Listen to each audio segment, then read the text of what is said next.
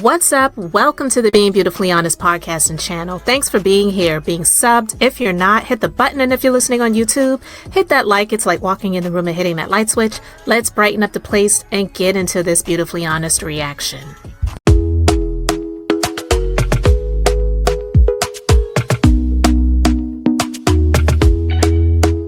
Talk to me nice, talk to me honestly. Look in my eyes, don't let it fall on me. Say you're a good guy, make me believe it. Don't wanna hear it, I wanna see it. See how rewind, when we rewind, feel so. What is up, guys? So listen, let's just go ahead and get into this. So I haven't been talking about this, but I've been watching it from the sidelines. I've been seeing a lot of the things that have been going on, and I wanted to share a part of this video that was actually shared with me. So for those of you who have, I've never followed Larry Reid, okay? Never followed him. I talked about him a few times over here. I feel that the man, in my personal opinion, is a liar.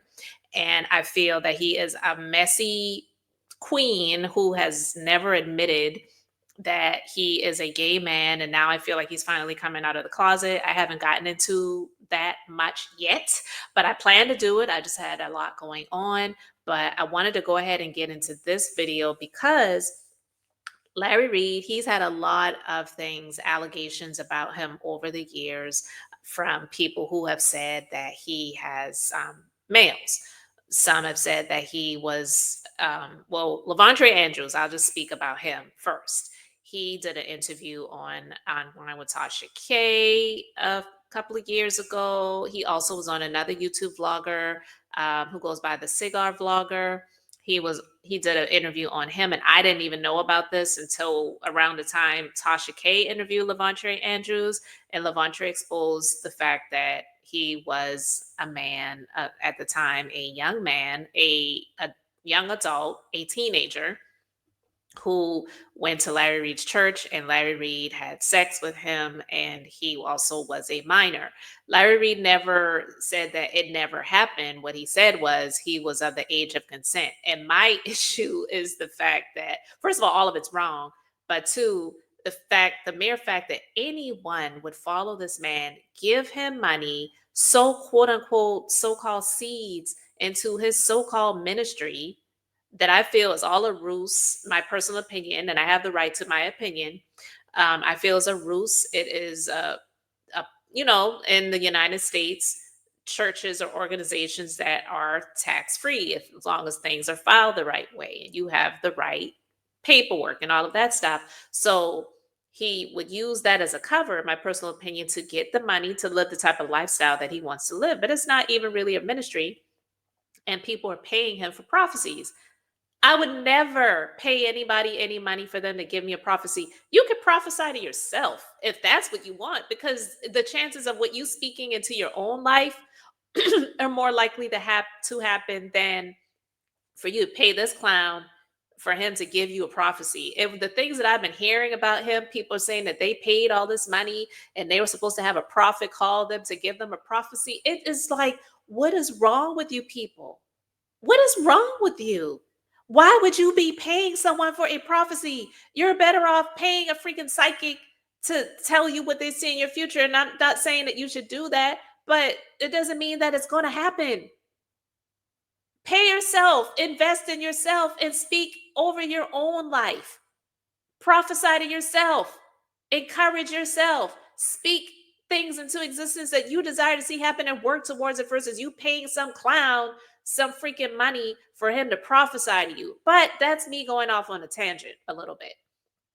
But like I said, it's just a lot of controversy about this guy. And I don't even like to call people a nobody, because I don't like when I hear people say, oh, he's a nobody. Like that chick, Tiffany Montgomery, who claims she's a prophet or a prophetess.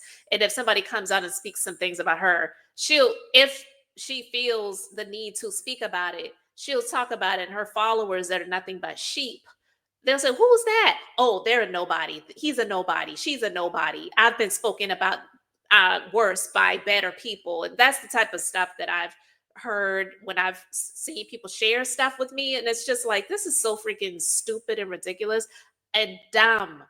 All of these terrible things are happening in the world and in this nation, and you people are following these clowns who claim to be prophets, but they ain't telling you about none of this stuff. Like, give me specifics, give me details. Don't give me some vague prophecy, and then when something happens, see, I told you, I told you. Get out of here with the bull crap. But anyway, Larry Reid, he, in my personal opinion, he also used Tasha K years ago. He used the connection with her. And when she found out about Lavontre Andrews being a victim of his, she cut all ties. And then when she cut all ties, and not only cut all ties, but also interviewed Lavontre Andrews and put out her series, her PPP series on Pastor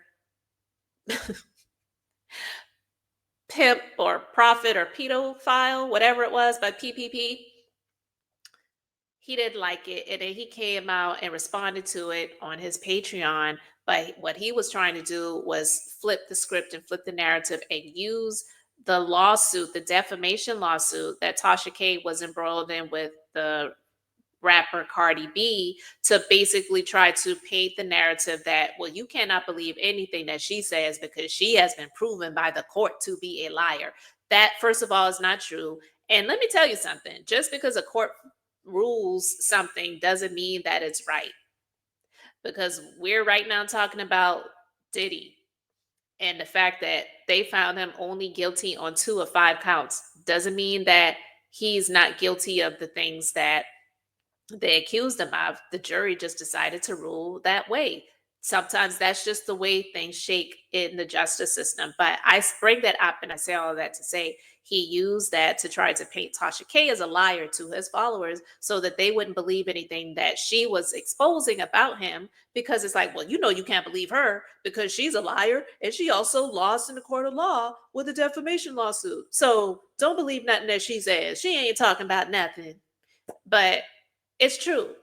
I believe every single word that Lavontre Andrews said. And Lester Peltier, who was another one, he actually came out and said, yeah, Larry paid me to have sex with him.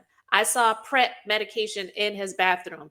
I saw this. We did this. We did that. He paid for me to marry, or he paid someone to marry me so that I could get a green card because I wasn't a citizen, which is against the law. All right.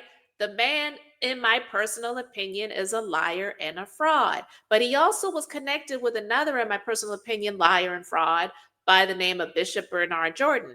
Now, I'm probably going to do some more content on this later, but just to briefly, before I go into this, Bishop Bernard Jordan used to have these long dreadlocks. He used to do these infomercials on BET, like really, really early in the morning. They probably came on at like 2 or 3 in the morning after BET Uncut.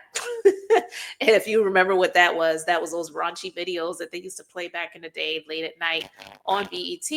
But if you also don't know, Reverend Run or not Russell Simmons, Reverend Run, or, the Simmons father, they had the show Run's House.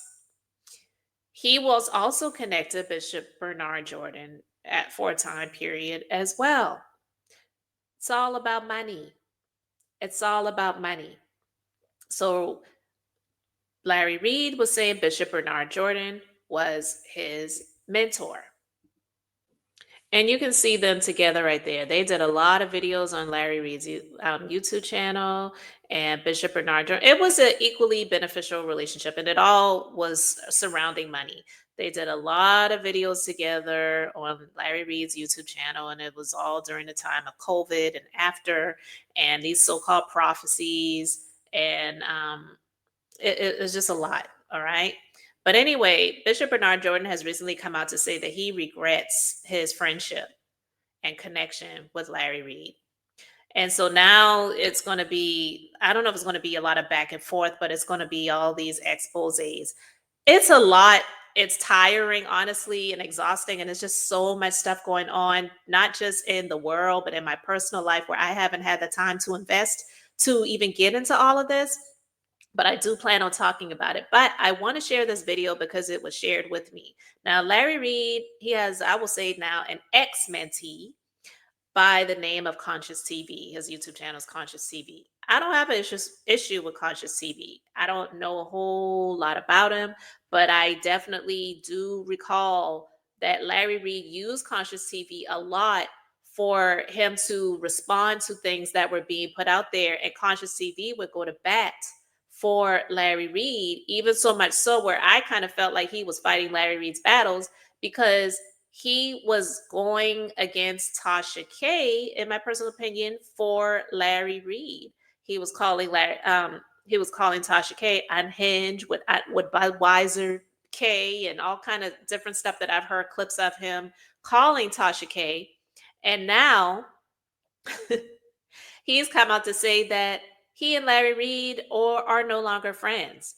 I'm going to share my screen and share part of this video that was shared with me because I find it kind of funny.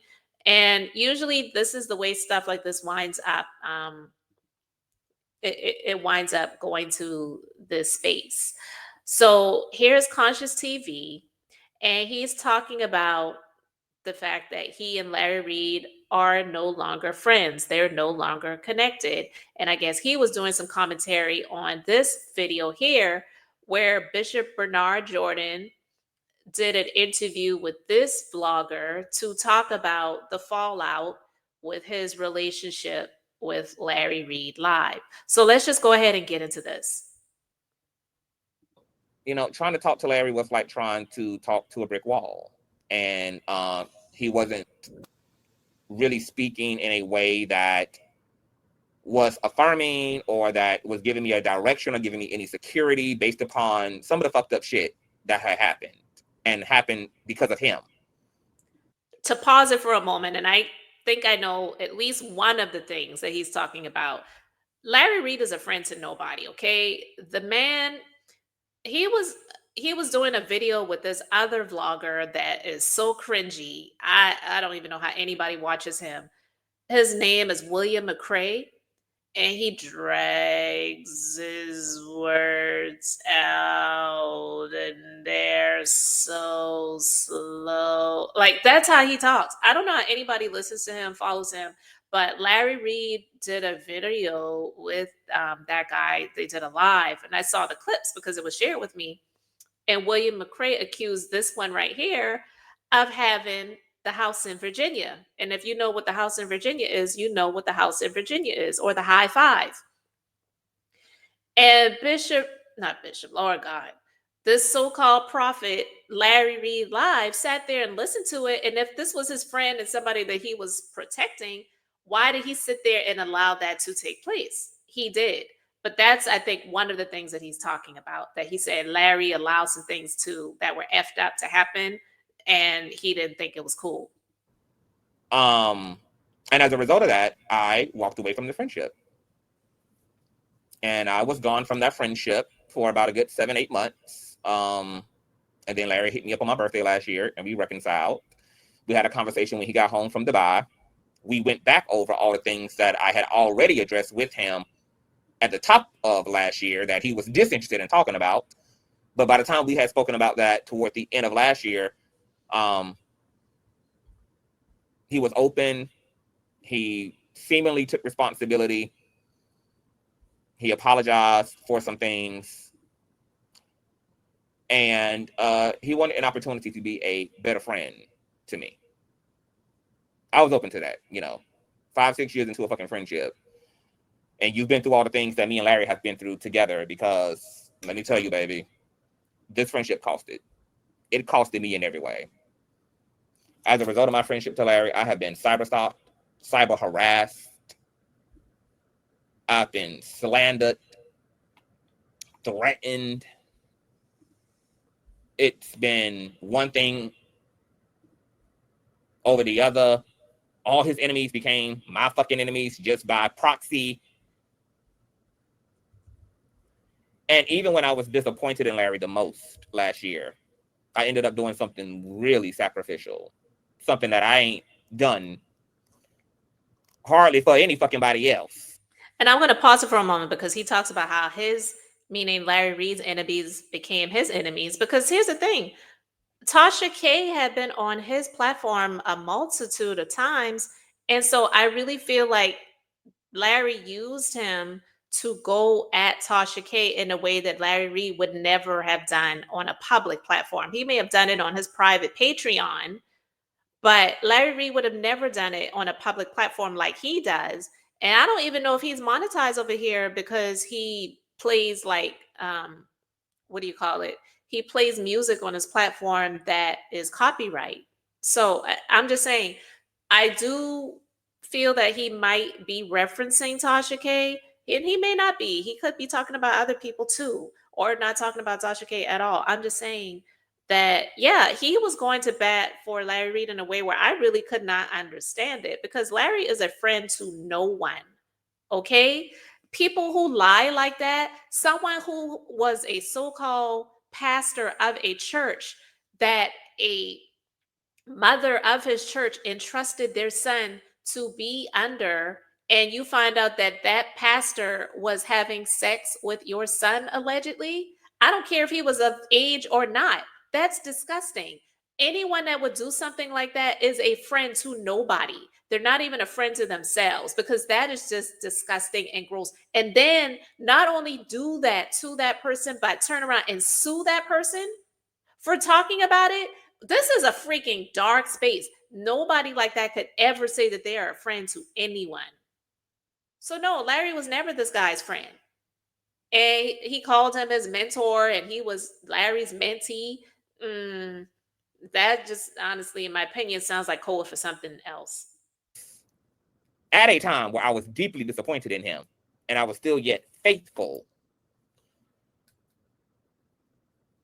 So by the time we reconciled last year, I was like, okay, cool. I would ideally want things to continue to work out. So I gave him that chance. And for a time, things were okay. Things were well. And then the ball dropped when something came up and something came out that he and I had already discussed prior. And what I had been told was very different than what the truth ultimately revealed. And I could not believe that we had spent time reconciling and going through everything line by line just for me to be in the makeup period, in the makeup era, and I'm being lied to.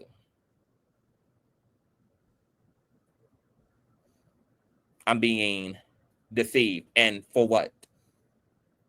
Why are you lying to me? Why are you lying directly to me? And the situation that he lied about, it changed the context of what had happened. It changed the context of a previous betrayal that had happened. And I was so angry with Larry that, and I think this was around February, which is really the reason why I did not attend Larry's birthday that he did invite me to.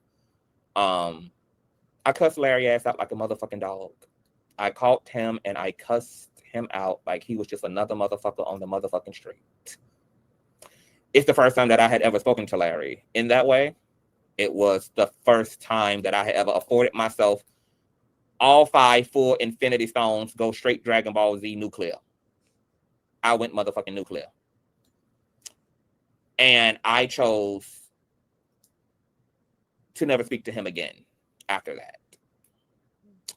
Larry, since that conversation back in February, he still sent me an invite, I guess thinking that we were okay. He's even popped in over here in the comment sections. No, it's not the fact that he still thinks that they're okay. That's his way of trying to snake his way back in the door and hoping that he could creep back in and still keep him on his good side because he knows that he knows. And when I say he knows, Larry knows that he knows a lot of Larry's secrets and he doesn't want to piss him off in any way, shape, or form where he will put him on full blast and expose him. So he's just trying to keep him close. It's that old saying, keep your enemies closer.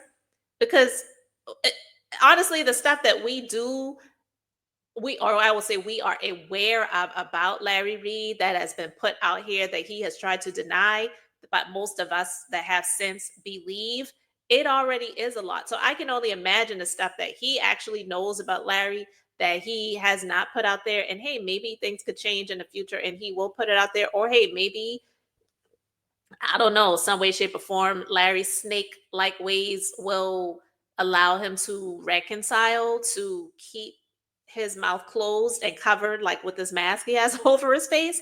But I do believe Larry is not doing as well financially as he used to be, which is probably one of the reasons why he cut off his so-called mentorship with Bishop Bernard Jordan, because he was paying this man like five figures a month, which is what his followers are paying because the money that they give to him, that's how he was able to do that.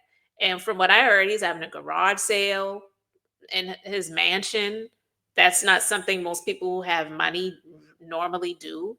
Downsizing, to go into like an apartment, but claim that he's doing all this charitable work over in Ghana. Charity begins at home. How are you going to go to another country to try to do charity over there and you're struggling over here yourself, let alone there are other people that you have hurt that you really owe a lot to? Get the F up out of here with the BS. in the live streams.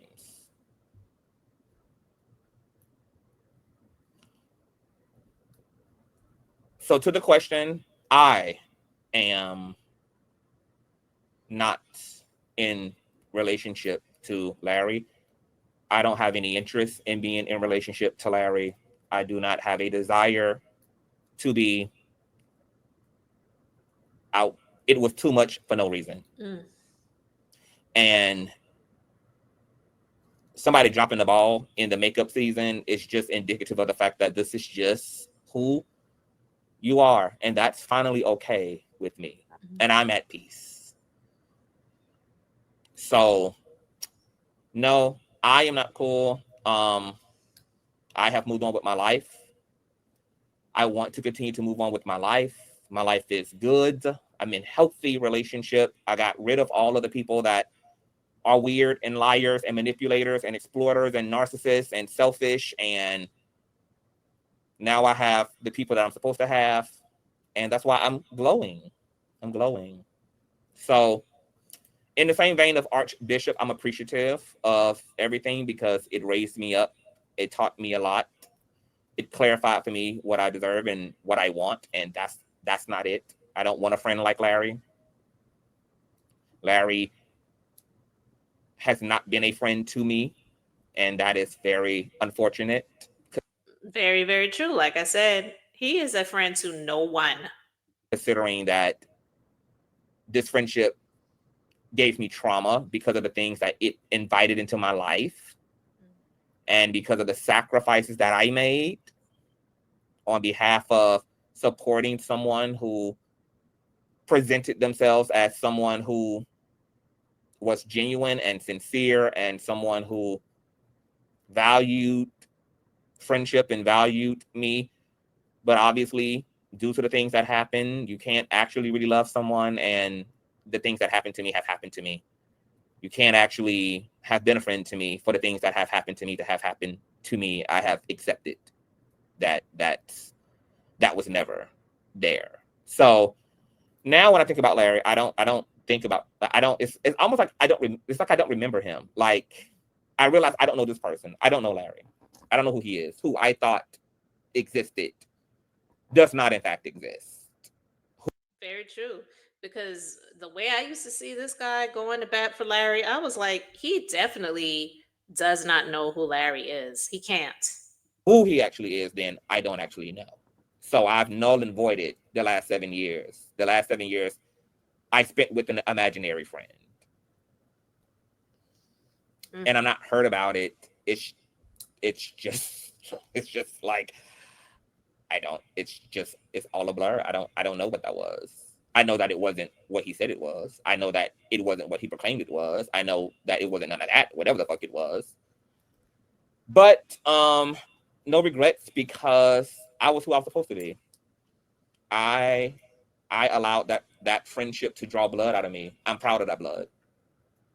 Um, I'm happy to be someone who can still show up and show out, and someone who takes my relationships to other people very seriously and very deeply. I'm proud of who I got to see out of myself. Whether Larry did his part doesn't change how I feel about the way I showed up. So I'm proud of me, and now I'm happy to just have survived all that shit. I'm happy to have survived it, and I'm happy to have made it out alive. I'm happy, and I would never put myself in a position to re-experience what I experienced. It would never happen again, ever, ever. Oh, I did a big funeral. I actually mourned Larry last year doing our first breakdown. When we made up,